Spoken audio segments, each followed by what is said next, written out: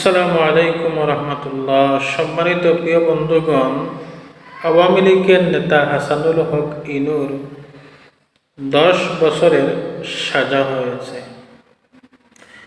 অবশ্যই যারা দোষী ছিল, যারা দোষ করেছে, অবশ্যই আজ হোক কাল হোক তাদের এই ফল ভোগ করতে হবে, তাদের শাস্তি হবে, এটাই বাস্তব।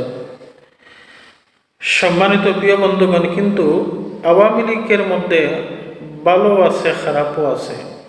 কেউ কেউ আছে জনগণের সাথে ছিল, কোন খারাপই পথে ছিল না, এমনকি লুটপাটের মধ্যেও ছিল না এবং জনগণের সাথে কাজ করে গেছে। এই ধরনের লোককে অবশ্যই হেনস্থা করা বা তাদের উপর জেল জুলুম ঠিক হবে না। আর যারা দোষ করেছে অবশ্যই তাদের শাস্তির আওতায় আনতে হবে, শাস্তি দিতে হবে। তবে ইদানিং আমরা দেখতে পারতেছি আওয়ামী লীগের এত সাহস তারা কোথা থেকে পায়। তারা মিটিং মিছিল প্রকাশ্যে করতেছে।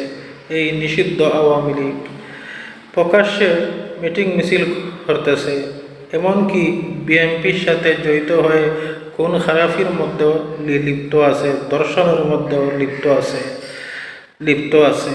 কিন্তু এর পিছনে আজ সর্বকিছু দেয় এই বিএনপি যদি গণভোটের রায় আজ যদি বাস্তবায়ন করত, তাহলে দেশে আজ এত উশৃঙ্খলা সৃষ্টি হতো না।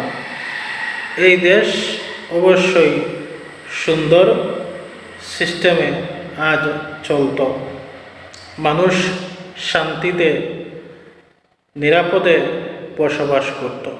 কিন্তু দেখেন আজ দেশের মানুষ একটা উশৃঙ্খলার মধ্যে আছে, দেশে শান্তি নেই, একাধারে দর্শন কোন খারাপি চলতেই আছে।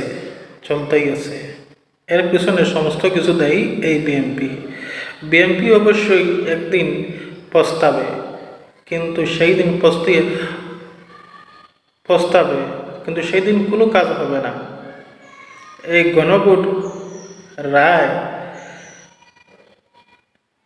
কেন তারা অস্বীকার করলো, দেখবেন একদিন তারা পস্তাবে, কিন্তু সেই দিন পস্তিয়ে কোনো লাভ হবে না। যাই হোক, যে যেমন কর্ম করবে তেমনি ফল পাবে। সবাই সুস্থ থাকেন, ভালো থাকেন। আসসালামু আলাইকুম ওয়া রাহমাতুল্লাহ।